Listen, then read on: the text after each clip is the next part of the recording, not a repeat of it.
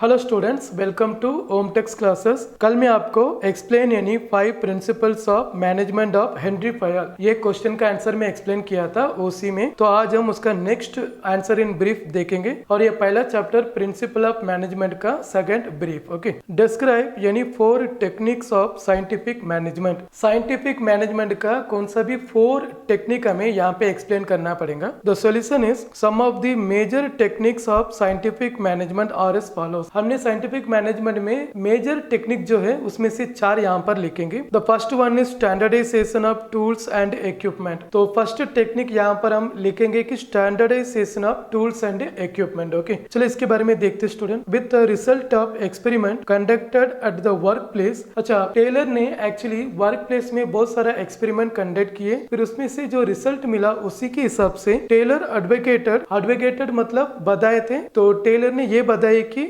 standardized working environment and methods of production help to reduce spoilage and wastage of material, cost of production, fatigue among the workers and it improves the quality of work। Student, एक standardise working condition वहां पर create करने से वहां पर wastage of material, spoilage of material कम हो जाएगा एंड कॉस्ट ऑफ प्रोडक्शन कम हो जाएगा। और फैटिक मतलब एक्चुअली वर्कर का हेल्थ रिलेटेड रहेगा। तो वर्कर का जो मेडिकल कंडीशन के बारे में जब हम बात करेंगे वो यहाँ पे आएगा। तो एक प्लेस में अगर हम वर्क करें तो वहां पर प्रॉपर वेंटिलेशन होना चाहिए, यानी कि हवा बराबर आना चाहिए, फैन या एसी ऐसा रहना चाहिए, तभी जाके एम्प्लॉय अच्छा सा काम कर सकते हैं। तो उनका मेडिकल कंडीशन में भी हमें ध्यान देना पड़ेगा। तो ये सब and improve the quality of work. तो ये सब करने से वहां पर क्वालिटी ऑफ वर्क इम्प्रूव हो जाता है। Okay, so the first technique of scientific management is standardization of tools and equipment, यानी कि प्रॉपर एनवायरनमेंट वहां पे रहना चाहिए वर्किंग करने के लिए, वर्क करने के लिए। Okay, the second one is scientific task setting. अच्छा, वर्कर के लिए हम जो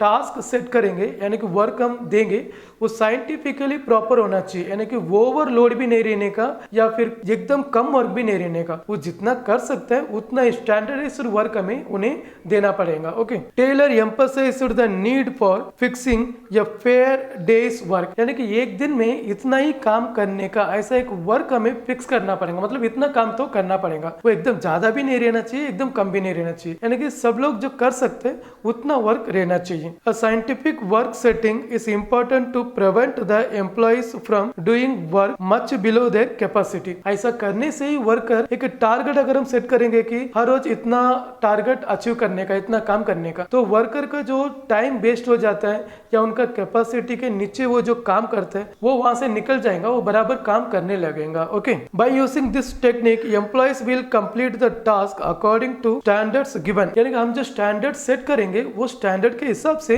वर्कर फिर वर्क करना शुरू करेंगे। And management can keep proper control on optimum utilization of the workforce मतलब यहाँ पर वर्कर्स या एम्प्लॉइज, फिर मैनेजमेंट ये एम्प्लॉइज या वर्कर को उनका ऑप्टिमम मतलब जितना वो काम कर सकते हैं तो उतना काम करा के ले सकते हैं। तो यानी कि पहले हमें कुछ टारगेट सेट करना पड़ेगा। Okay student, the third one is scientific selection and training. जब हम वर्कर को सेलेक्ट करेंगे या एम्प्लॉय को सेलेक्ट करेंगे तो हमें साइंटिफिकली उनको सेलेक्ट करना पड़ेगा। साइंटिफिक सिलेक्शन का मतलब ये होता है कि वर्कर का क्वालिफिकेशन देख के हमें काम के लिए उन्हें लेना पड़ेगा, यानी कि वो क्या काम है और उसके लिए क्या क्वालिफिकेशन चाहिए। फिर उसके बाद उनको ट्रेनिंग भी देना पड़ेगा। फॉर एग्जाम्पल, जितना भी क्वालिफाई रहने दो, लेकिन हमारी वर्किंग कंडीशन के हिसाब से हम अगर ट्रेनिंग देंगे तो उनका एफिशिएंसी बढ़ जाएगा, यानी कि उनका काम करने का तरीका और इंटरेस्ट बढ़ेगा। ओके, तो management can select the right person for the right jobs by using scientific selection procedure. तो मैनेजमेंट को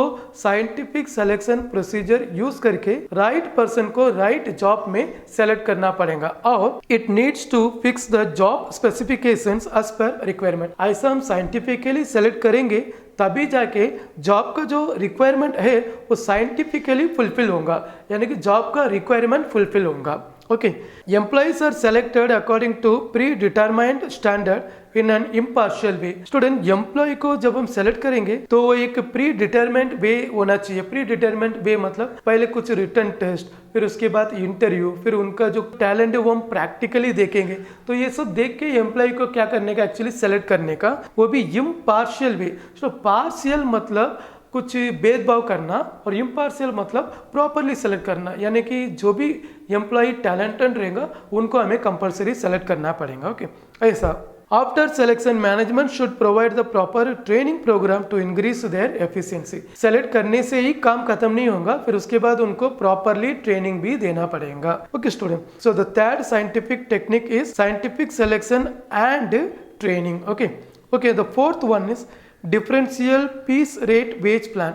अच्छा, ये डिफरेंशियल मतलब अलग अलग, और पीस रेट वेज प्लान का मतलब जो वर्कर हम जो स्टैंडर्ड फिक्स करेंगे उतना ही काम करेगा, उसको जो वेजेस या सैलरी हमने बताए वो दे देने का, लेकिन उससे भी जो ज्यादा अच्छा सा काम करे उनके लिए थोड़ा सा इंक्रीमेंट देना पड़ेगा, फिर उससे जो कम काम करेगा उसका वेज रेट को हमें लो करना पड़ेगा। ऐसा करने से एम्प्लॉय मोटिवेट होकर वो फिर अच्छा सा काम करने लगेगा। तो ये एक इम्पोर्टेंट टेक्निक है जो साइंटिफिक मैनेजमेंट में मिस्टर टेलर ने बताए थे। Okay, Taylor suggested the differential piece wage system. Taylor ने डिफरेंट पीस वेज सिस्टम बताए थे।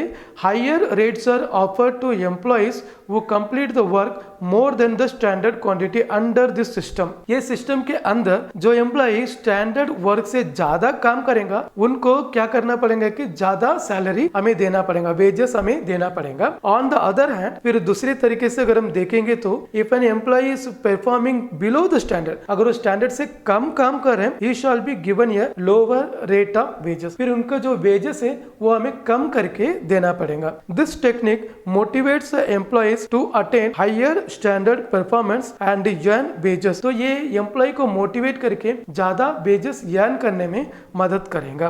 That is remuneration at a higher rate, यानी कि हायर रेट, ज्यादा अच्छा सा जो काम करेंगे उनके लिए हमें रेम्युनरेशन थोड़ा अच्छा सा देना पड़ेगा, यानी कि ज्यादा देना पड़ेगा। रेम्युनरेशन मतलब एक्स्ट्रा इंसेंटिव, यानी कि वेजेस अगर समझो कि 500 रुपीज है और वो थोड़ा अच्छे से काम किया तो हमें 100 रुपीज बढ़ा के 600 या 700 रुपीज ऐसा हमें देना पड़ेगा। ओके स्टूडेंट, आई होप ये आंसर आपको समझ में आया रहेगा। इससे हमारा ब्रीफ अभी खत्म हो गया। अभी नेक्स्ट वीडियो में हम जस्टिफाई द फॉलोइंग स्टेटमेंट करके कुछ 5 या 4 ऐसा कुछ है वो भी हम देख लेंगे। Okay student, thank you.